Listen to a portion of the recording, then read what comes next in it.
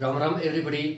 मैं रोशन लाल यादव आप सभी का मेरे YouTube चैनल रोशन ट्यूटोरियल पर हार्दिक स्वागत और अभिनंदन करता हूं। दोस्तों, हम परसेंटेज पार्ट सीरीज पर काम करते हुए एक महीने से भी हमें ज़्यादा समय हो चुका है। इस चैनल को शुरुआत की थी मैंने 18 नवंबर को, मेरे जन्मदिन पर, और लगभग एक महीने से ज़्यादा दिन बीत चुके हैं और हम परसेंटेज पर ही काम कर रहे हैं। अब अगले एक दो वीडियो लेक्चर में मैं और ढूंढ रहा हूँ कि कोई और बढ़िया क्वेश्चन मिले परसेंटेज का, और मैं उसमें इसमें डाल के इसको फिनिश करेंगे अगले एक दो वीडियो लेक्चर में। तो जिसमें अभी भी अगर आपने मेरे इस चैनल को सब्सक्राइब नहीं किया तो सब्सक्राइब जरूर कीजिए, वीडियो को प्रमोट कीजिए, वीडियो को शेयर कीजिए आप ज़्यादा से ज़्यादा लोगों के बीच, ठीक है। और अगर आपको ये वीडियो पसंद आता है तो उसको लाइक जरूर कीजिए, ठीक है।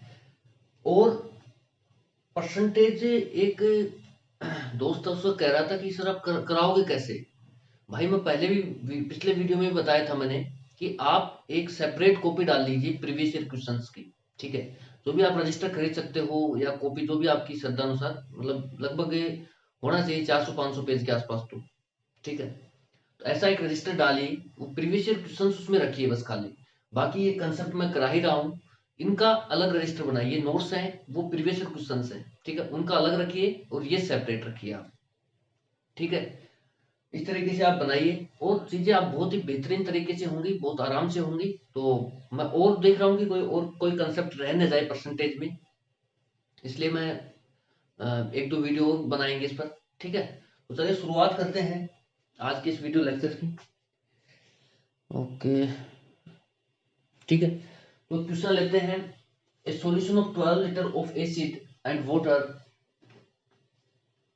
contains 30% acid. How much water was evaporated to get 40% acid solution? ऐसा क्वेश्चन हमने कल भी किया था। उसमें साल्ट था, वाटर था, इसमें एसिड प्लस वाटर है। बात एक ही है, चाहे कुछ भी हो, कंसेप्ट सेम है। 12 लीटर अम्ल है, 12 लीटर अम्ल व पानी के मिश्रण में 30% अम्ल है। तो इससे कितना लीटर पानी बाहर निकाला जाए कि अम्ल की मात्रा 40% हो जाए, ठीक है। कल भी मैंने बताया था कि कुछ कोई मिश्रण है, उसमें 30% जो भी नमक था यहाँ पर अम्ल है, ठीक है। अब कितना पानी बाहर निकाल दें कि वो 40% हो जाए बढ़ करके, तो बहुत आसान है, ठीक है। तो हमारे पास दो ही चीजें हैं, एक तो है हमारा एसिड यानी कि अम्ल, ठीक है। दूसरा है हमारे पास वाटर, वाटर मीन्स पानी, ठीक है। सवाल ये कह रहा है कि शुरुआती मिश्रण है उसमें 30% अम्ल है, 30% अम्ल है शुरुआती मिश्रण में। तो हम ये मान रहे हैं कि मिक्सचर जो भी है वो 100% है सॉल्यूशन, ठीक है। 100% है हमारे पास मिश्रण। तो 30% तो उसमें क्या हो गया, अम्ल हो गया। तो बचा कितना, 70%। 70% क्या हो बच गया, वाटर। बाद में कह रहा है कुछ पानी निकाल लिया गया है और निकल गया है, जिससे अम्ल की मात्रा बढ़कर के 40% हो गई। मैंने कल बहुत अच्छे से पिछले वीडियो लेक्चर में इसको एक्सप्लेन किया, आप वहां जाके देखिए, अच्छे से और एक्सप्लेन हो जाएगा आपका, ठीक है। तो 40% अम्ल बढ़ गए, हो गया है बाद में। तो वाटर कितना रह गया है, 60% रह गया।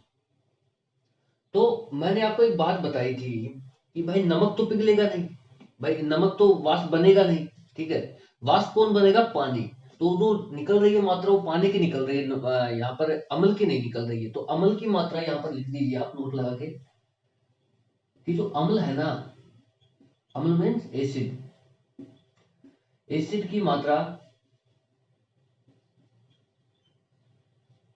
सेम रहेगी, ठीक है। तो आप ये लिखिए कि एसिड की मात्रा यहां पर सेम रहेगी। तो एसिड की मात्रा सेम रहने के लिए आप रेशियो लीजिए, इसका 3:7 आ रहा है। जब आप इसको काटेंगे तो इसका रेशियो आएगा 2:3, ठीक है। अब अम्ल की मात्रा आपको सेम करनी है, ध्यान से देखिएगा। आपको अम्ल की मात्रा सेम रहेगी, क्यों, क्योंकि अम्ल तो वाष्प बन के उड़ नहीं रहा। उड़ कौन रहा है, पानी उड़ रहा है वाष्प बन के। तो पानी की मात्रा में घटेगी, पानी की मात्रा कम होगी, अम्ल की मात्रा तो सेम ही रहेगी, ठीक है। मैंने बहुत अच्छे से बताया है पिछले वीडियो में, आप देखिए उसको जाके, अगर नहीं समझ में आ रहा है तो। तो अम्ल की मात्रा मुझे सेम रखनी पड़ेगी, क्योंकि मैं जानता हूं कि अम्ल तो उड़ा नहीं है, उड़ा कौन है, पानी, ठीक है। तो अम्ल शुरू में जितना था उतना ही लास्ट में रहेगा। तो इसको बराबर करने का तरीका ये होता है कि ये जो नंबर है इसको इससे गुणा करो, और ये जो नंबर है इसको इससे गुणा करो, यानी ये जो नंबर है इसको इससे गुणा किया मैंने, और ये जो नंबर है इसको इससे गुणा कर देंगे। तो 3 दूनी 6, 3 दूनी 6। ठीक है, इस तरीके से मेरे पास आ रहा होगा।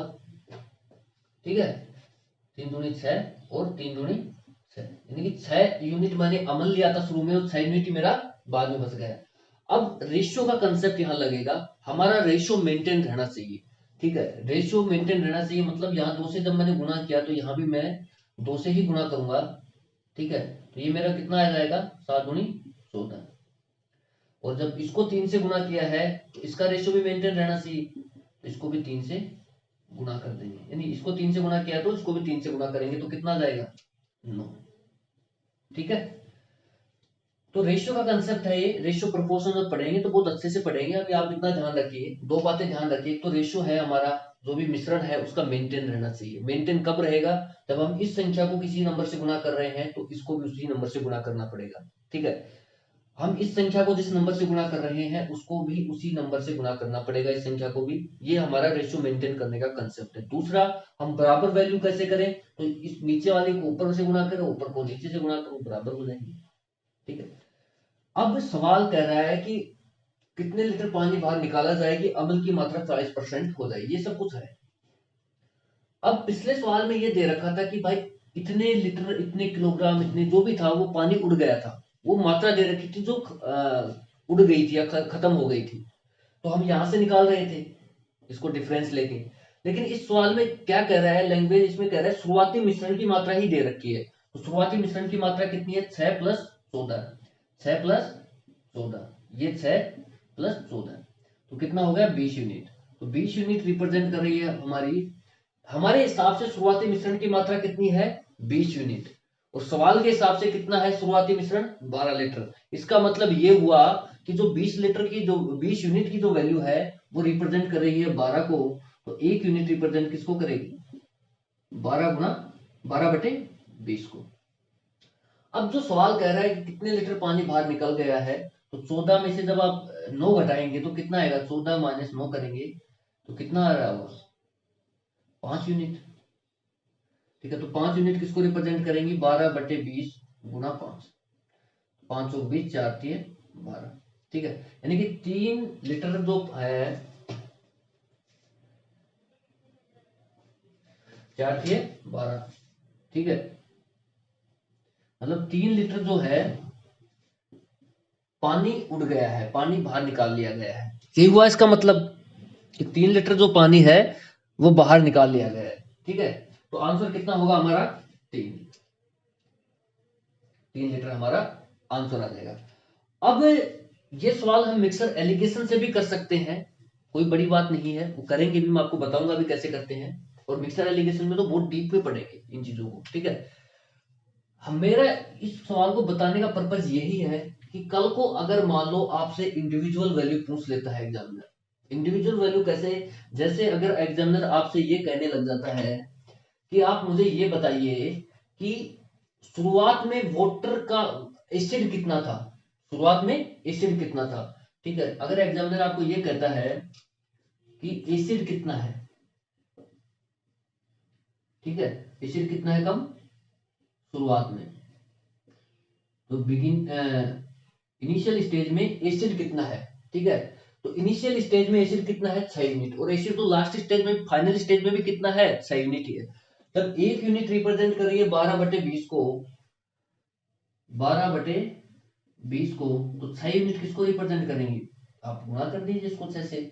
जब आप इसको सोल्व कर रहे होंगे तो ये आ रहा होगा 2 × 6 = 12 और 2 × 10, 2 × 3 = 6, 2 × 5 = 10। ठीक है, तो 6 × 18/5 आ रहा होगा, और जब इसको सोल्व करेंगे तो 5 × 15, 5 × 6 = 30, 3.6 लीटर आ रहा होगा मेरा एसिड। अगर एग्जामिनर आपको, मैं लैंग्वेज बता रहा हूं कि अगर एग्जामिनर आपको ये कहता है कि एसिड की मात्रा कितनी है, विलियन में कितनी थी, इनिशियल स्टेज में कितनी थी, और वही फाइनल स्टेज में होगी एसिड की मात्रा, तो क्योंकि एसिड तो उड़ नहीं रहा, तो एसिड की मात्रा कितनी है या कितनी थी तो आपका आंसर होगा 3.6 लीटर था। ठीक है। दूसरा एग्जामिनर ये अप्रोच डाल सकता है कि इनिशियल स्टेज में वाटर कितना था। ठीक है, इनिशियल स्टेज में वाटर कितना था, तो वाटर कितना था, 14 यूनिट था। ठीक है, तो अगर आपको एग्जामिनर ये कहता है कि इनिशियल स्टेज में वाटर कितना था, तो वाटर आप ये देखिए, एक तो हमारा ये हो गया, दूसरा ये हो गया। ठीक है, उसके बाद अगर एग्जामिनर आपको ये पूछता है, दो चीजें और पूछ सकता है, क्या पूछ सकता है वो देखते हैं। अगर एग्जामिनर आपको ये कह देता है कि वाटर कितना है, वाटर इनिशियल स्टेज में, शुरुआती दौर में, शुरुआती मिश्रण में पानी की मात्रा कितनी थी, तो 14 यूनिट। ठीक है, तब 1 यूनिट 12/20 है, तो भाई 14 यूनिट किसके बराबर होंगी, गुणा 14 कर दो। जब आप आंसर निकाल रहे होंगे तो ये आ रहा होगा 2×14 2 10 और 2×5 10 2×6 12।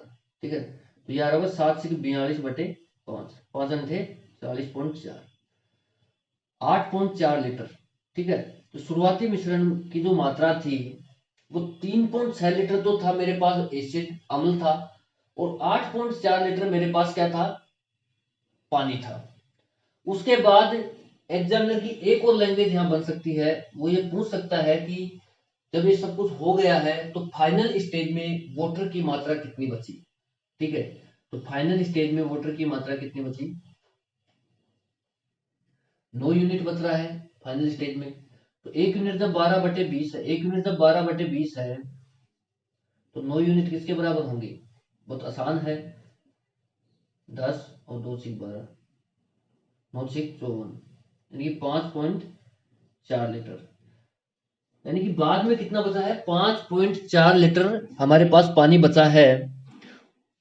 इनिशियल स्टेज में पानी था 8.4 लीटर, 5.4 लीटर लास्ट में बचा है। अमल तो 3.6 लीटर ही है, और 3 लीटर क्या है, पानी है वो उड़ के, मतलब 3 लीटर पानी उड़ गया है। ठीक है, तो ये जो सवाल है मैंने आपको पूरा बता दिया है कि इस सवाल में एग्जामिनर क्या क्या क्वेश्चंस पुट कर सकता है। ठीक, ठीक है, नेक्स्ट क्वेश्चन लेते हैं। एक तरबूज में 90% पानी है, कुछ समय बाद इसमें 12% पानी हो जाता है। यदि अब इसका वजन 50 किलोग्राम है, तो ताजे तरबूज का वजन ज्ञात करो। इंग्लिश में देख रहे हैं, a watermelon contains 90% water, after some time it contains only 12% water, now weight of the watermelon is 50 kilogram, then find the weight of fresh watermelon. ठीक है, ये हमारे ऑप्शन है, 440 किलोग्राम, 44 किलोग्राम, 296 किलोग्राम, 6 किलोग्राम। ठीक है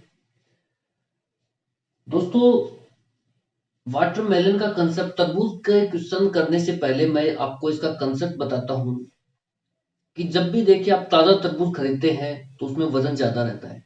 जैसे जैसे दिन बीतते जाते हैं तो उसका वजन घटता चला जाता है। क्यों? क्योंकि पानी की मात्रा कम होने लग जाती है। ठीक है, होता भी यही है।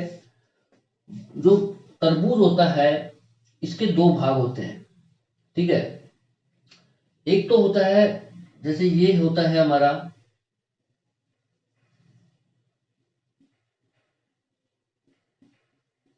ठीक है, इसको बोलते हैं भारी भाग, इसको बोलते हैं पल्प, PULP, पल्प। हिंदी में बोले तो गुदा। ठीक है, गुदा, इसको भारी भाग बोलते हैं।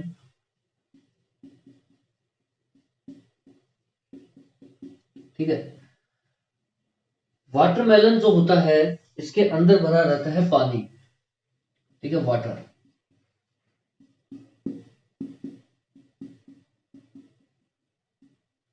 ठीक है, तो ये बेसिक सा कंसेप्ट है तरबूज का कि इसमें दो भाग होते हैं, एक तो होता है पानी का, एक होता है हमारा पल्प का। ठीक है, गुदा का। ठीक है, अब होता यह है कि जो फ्रेश तरबूज रहता है उसमें पानी भी रहता है ज्यादा, और गुदा तो है ही, मतलब पल्प तो है ही। लेकिन जैसे जैसे टाइम बीतता जाता है तो पानी की मात्रा घटती चली जाती है, लेकिन पल्प की मात्रा इसमें सेम रहती है। जो हमारा गुदा है, पहले जितना वेट था उसका शुरुआती दौर में, उतना ही वेट बाद में रहता है इसका। ठीक है, तो अब यहां पर आप एक नोट डाल लीजिए, उसको लिख लीजिए नोट डाल के, कि जो तरबूज होता है, तरबूज में पल्प की मात्रा सेम रहेगी, सेम रहती है। ठीक है, पल्प में जितना इनिशियल स्टेज में तरबूज में पल्प रहता है, गुदा रहता है, उतना ही लास्ट स्टेज में हमारे पास बचता है। ठीक है, पानी की मात्रा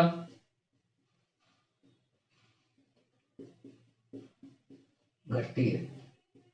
तो ये इसी तरह का कंसेप्ट था एसिड बेस वाला, तो मुझे लगा कि ये क्वेश्चन भी करा देना चाहिए। ठीक है, क्योंकि कंसेप्ट तो सेम ही है। तो जब भी इसका बेसिक कंसेप्ट यही है कि जो तरबूज है उसमें पानी रहता है, एक होता है उसका गुदा, जो इसको पल्प बोलते हैं हिंदी में, इंग्लिश में पल्प बोल देते हैं, हिंदी में उसको भारी भाग या गुदा बोल देते हैं। ठीक है, अरे छिलका मान लो यार। ठीक है, तो वाटर जो होता है ये इसकी मात्रा घटती बढ़ती रहती है, लेकिन जो पल्प होता है उसकी जो वेट है वो कांस्टेंट रहता है इसमें लास्ट तक। ठीक है, तो ये कंसेप्ट है इसका। तो अब सवाल को देखते हैं। सवाल ये कह रहा है कि कोई वाटरमेलन है, उसमें वाटर है 90%, और जो अब जब दो ही भाग होते हैं, मैंने आपको बताया, एक तो पल्प होता है, ठीक है, गुदा, एक होता है हमारा वाटर। जब वाटर 90% है दोस्तों, तो पल्प कितना हुआ? 10%। कुछ समय बाद ये हुआ कि भाई पानी तो गया उड़, अब पल्प पल्प मतलब उसके लिए उसका क्या हो गया, उसमें 12 लीटर पानी, 12% ही पानी बचा है। ठीक है, अब जब 12% कुछ समय बाद उसमें पानी बचा है, तो बचा कितना? 88%। 88% क्या बचा? पल्प बचा। भाई जब 12%, हम 100% को लेके काम कर रहे हैं, ठीक है, जब 12% हमारे पास बाद में वाटर बच रहा है, तो 88% क्या बच रहा है? पल्प बच रहा है। ठीक है, और बाद में तो बस वही है कि वजन है, अब इसका इतना हो गया है, तो ठीक है। जब आप इसके रेशियो को सोल्व करेंगे, वही तरीका है कि आप इसका रेशियो बनाइए 1:9, और इसको सोल्व करेंगे तो कितना आएगा? 4×3=12 और 4×2=8, 4×2=8। ठीक है, तो ये आपको अच्छे से समझ में आना चाहिए क्या, कि जो पल्प की मात्रा है, मैंने लिखा है भी इधर कि तरबूज में पल्प की मात्रा सेम रहती है, चाहे वो शुरुआती दौर में हो चाहे लास्ट में हो। ठीक है, ये हमारी इनिशियल स्टेज है, और ये है हमारी फाइनल। तो जो इनिशियल स्टेज है उसमें पल्प की मात्रा उतनी ही रहेगी जितनी फाइनल स्टेज में पल्प की मात्रा है। तो इसको बराबर करने के लिए भी मैंने आपको बताया था, कुछ नहीं करना। अगर आपको कुछ नहीं बैठ रहा है तो एलसीएम मेथड होता है वैसे तो, लेकिन यहाँ तो कुछ नहीं समझ में आ रहा तो इसको इससे गुणा कर दो आप, और इसको उठा के इससे गुणा कर दो। एक को 22 से गुणा कर दो, और एक इसको 22 को 1 से गुणा कर दो। ठीक है, ये होगी हमारी पल्प की मात्रा, मैंने सेम कर ली। दूसरा यहाँ पर जो कंसेप्ट लगेगा रेशियो प्रोपोर्शन का लगेगा। हमारा जो रेशियो है, शुरुआती दौर में जो पल्प की मात्रा थी वो सेम रहनी चाहिए।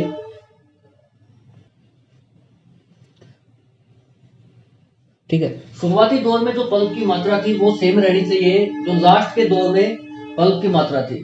ठीक है, शुरुआती दौर में जितनी पल्प की मात्रा है उतनी ही लास्ट में पल्प की मात्रा मेरे पास बचनी चाहिए। तो बच रही है 22 बच रहे हैं दोनों में क्या क्या आ रहा है? यहाँ भी कितना आ रहा है? 22 यूनिट है, और यहाँ भी कितना है? 22 यूनिट है। ठीक है, एक बार ट्रेन। ठीक है, तो जो मेरा कंसेप्ट यही है कि मेरी पल्प की मात्रा लास्ट तक सेम रहेगी। तो मैंने 22 यूनिटी मैंने शुरू में लिया, तो 22 यूनिटी मेरी लास्ट में बच रही है। ठीक है, अब रेशियो प्रोपोर्शन का कंसेप्ट ये कि जिस संख्या से आप इधर गुणा कर रहे हैं उसको आप इधर भी गुणा करेंगे। ठीक है, ताकि रेशियो मेंटेन रह सके। आपको रेशियो भी मेंटेन रखना पड़ेगा। तो आपने क्या क्या 9 को 22 से गुणा कर दिया, इसको 1 से गुणा किया है तो इसको भी 1 से गुणा कर दिया, तो ये आ गया 9 दूनी 18, 9 दूनी 18 की 19, यानी कि 198 यूनिट आपका आ गया है वाटर शुरुआत में, और बाद में वाटर आया है 3 यूनिट। ठीक है, अब सवाल क्या कह रहा है, हमारा आंसर किस हिसाब से निकलेगा वो देखते हैं। सवाल ये कह रहा है कि अब तो अब जो तरबूज बचा है उसका वेट है 50 किलोग्राम, तो मेरा आंसर कहां से निकलेगा, फाइनल स्टेज से आंसर निकलेगा। अगर वो कहता कि 50 किलोग्राम पानी उड़ गया है तो मैं यहां से डिफरेंस लेता और फिर मैं आंसर निकाल रहा होता। ठीक है, देखते जाना आप चीजों को। अगर वो ये कहता है कि इतने किलोग्राम कुछ भी, कितने 30 किलोग्राम 50 किलोग्राम पानी उड़ गया है, तो इनका डिफरेंस से आंसर आता। अगर वो ये कह रहा है कि शुरुआती स्टेज में पानी इतना था, 150 किलोग्राम था, तो इनके जोड़ से आंसर निकालते हैं। ये कह रहा है कि लास्ट में सब कुछ होने के 12% पानी बचा है और अब इसका वजन 50 किलोग्राम है, तो अब यहाँ इनको जोड़ने से मेरा आंसर आएगा। ठीक है, 3 स्टेप है, बस यही है और कुछ नहीं है इनमें। 22 और 3 कितना हो गया, 25 यूनिट। यानी कि आप ये कहिए कि 25 यूनिट रिप्रेजेंट कर रही है किसको, 50 को, तो 1 यूनिट किसको रिप्रेजेंट करेगी, हमारे हिसाब से जो लास्ट में बचा है कितना है, 22 और 3 25, 25 यूनिट लास्ट में बची है। जबकि सवाल कह रहा है कि लास्ट में कितना बचा है, 50 किलोग्राम पानी बचा, 50 किलोग्राम उसका वेट बचा है। ठीक है, हमारे हिसाब से लास्ट में 25 यूनिट वेट है और सवाल के हिसाब से कितना है, 50 किलोग्राम है। तो इसका मतलब ये हुआ कि जो 25 यूनिट है ये 50 के बराबर है, तो 1 यूनिट कितना हो गया, 50/2 यानी 25, 50/25 यानी 2 किलोग्राम। ठीक है, जब 1 यूनिट 2 किलोग्राम है तो वो कह रहा है कि उसका फ्रेश वाटरमेलन का वेट कितना है। फ्रेश तो यही है 22 + 198। ठीक है, 22 + 198 कितना हो रहा है, जोड़ना 8 तो 10, ठीक है 220। तो 220 यूनिट किसको रिप्रेजेंट करेंगी, 220 गुणा 2 यानी कि 2 0 4 440 किलोग्राम। ठीक है, तो जो फ्रेश वाटरमेलन है इसका वेट आ रहा है 440 किलोग्राम। ठीक है, तो हमारा उत्तर क्या आ रहा होगा उस केस में, 440 किलोग्राम। ठीक है, अब इसमें एग्जामिनर लैंग्वेज बना सकता है। ठीक है, लैंग्वेज वो कुछ भी बना सकता है, वो शुरुआती मात्रा भी पूछ सकता है कि शुरुआत में उसका वेट कितना था तरबूज का, तो हमारा आंसर क्या आएगा, 440 किलोग्राम। अब वो लैंग्वेज बनाएगा, लैंग्वेज बना भी सकता है, बाकी ज्यादातर केस में तो यही पूछता है कि उसका वजन बता दो शुरुआती कितना था। ठीक है, बाकी वो ये भी पूछ सकता है कि पल्प की मात्रा कितनी है, पल्प कितना है, तो पल्प कितना है 22 यूनिट। ठीक है, जब 1 यूनिट 2 किलोग्राम है तो भाई 22 यूनिट कितना होगा, दिखेगा कि नहीं दिखेगा यार, पल्प कितना होगा यहाँ देख लो आप, पल्प कितना होगा 22 यूनिट है, तो 22 गुणा 2 यानी कि 22 गुणी 44 किलोग्राम। तो मेरा जो पल्प है वो शुरुआत में भी 44 किलोग्राम था, और मैंने आपको बताया कि पल्प की मात्रा शुरुआत में उतनी ही रहती है जितनी लास्ट में रहती है, तो 44 किलोग्राम ही क्या आएगा, लास्ट में बचेगा।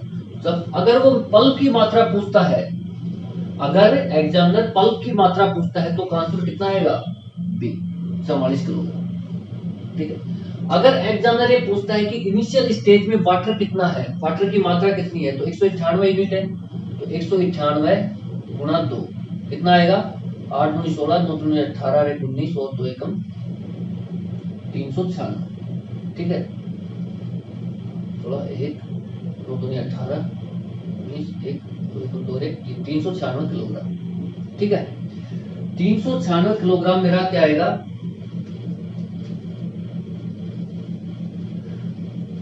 शुरुआती स्टेज में मेरे पानी की मात्रा है 3। अगर वो एग्जामिनर ये पूछता है आपसे कि शुरुआती स्टेज में पानी की मात्रा कितनी है, तो आपका आंसर कितना होगा, 396 किलोग्राम, तब उस केस में आंसर होगा सी। अगर आपसे एग्जामिनर ये पूछता है कि फाइनल स्टेज में जब वो बचा है सब कुछ, तो उस केस में बल्ब की मात्रा कितनी है, तो 3 यूनिट है, तो 3 गुणा 6 कर रहे हो, 2 कर रहे हो आप, 3 गुणी 6 किलोग्राम। ठीक है, तो फाइनल स्टेज में पानी की मात्रा कितनी बची है, अगर वो पानी की मात्रा फाइनल स्टेज में पूछता है तो उस केस में आंसर होगा डी 6 किलोग्राम। ठीक है, तो ये 4 लैंग्वेज यहाँ पर बन सकती है। पल्प वाला क्वेश्चन कंसेप्ट मैंने बताया, तरबूज में पल्प होता है, पानी होता है, पल्प सेम रहता है, पानी घटता बढ़ता रहता है। इस कंसेप्ट का यूज करके हमने इस तरीके से इस सवाल को बनाया है। ठीक है, तो चलिए 12 ठीक है, ठीक है दोस्तों, इस वीडियो में इतना ही रखते हैं। वीडियो की लेंथ ज्यादा हो गई है, अपलोडिंग में दिक्कत आता है, नहीं तो मैं तो 1-1 घंटे का भी कर ले, कोई दिक्कत नहीं है, लेकिन अपलोड नहीं हो पाता है फिर। ठीक है, तो अभी इसमें इतना ही रखते हैं। मैं चाहता हूं कि आप इनको बेसिक से सीखे चीजों को, आप बहुत ही बेसिक से बता रहा हूं मैं आपको चीजें, आप बिल्कुल आराम से नॉर्मल स्पीड पर करके इसको वीडियो को देखिए जो बिगिनर है, और चीजों को सीखिए कि वाटरमेलन में क्या कंसेप्ट लगता है, एसिड बेस का क्या कंसेप्ट है, कैसे हम स्वादों को बना सकते हैं। ठीक है, कैसे कैसे लैंग्वेज एग्जामिनर पुट कर सकता है, ये सब चीजें आप देखिए, मैंने आपको बहुत डिटेल में बताया है। तो thank you so much for watching. जय हिंद दोस्तों।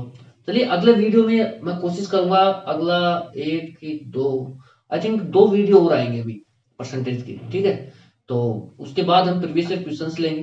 तो अगर फिर भी मैं बता रहा हूं, अगर आप जिस हिसाब से प्रीवियस ईयर क्वेश्चन करना चाहते हैं, आप ये चाहते हैं कि सर आप क्वेश्चन लिखें, हिंदी में भी लिखें, फिर इंग्लिश में भी लिखें, फिर उनका सॉल्यूशन कराएं, तो मुझे कोई दिक्कत नहीं है, इसमें टाइम लगेगा, टाइम कंज्यूमिंग मेथड है, आपका टाइम लग जाएगा, क्योंकि मैं हिंदी में भी लिखूंगा, इंग्लिश में भी लिखूंगा, और फिर मैं उसको सॉल्यूशन कराऊंगा। एक तरीका मैंने आपको बताया था कि जो बुक आती है मार्केट में, वो मैं आपको बता दूंगा, आप वो ले आना, और मैं यहाँ पर सीधा सॉल्यूशन करा रहा हूँ। मैं सीधा बताऊंगा क्वेश्चन नंबर 1 पर आ जाओ, क्वेश्चन नंबर 1 आप पढ़ना, मैं 1 मिनट का टाइम दूंगा आपको, आप उसको पढ़ लेना, फिर मैं उसको बता के आंसर निकाल दूंगा।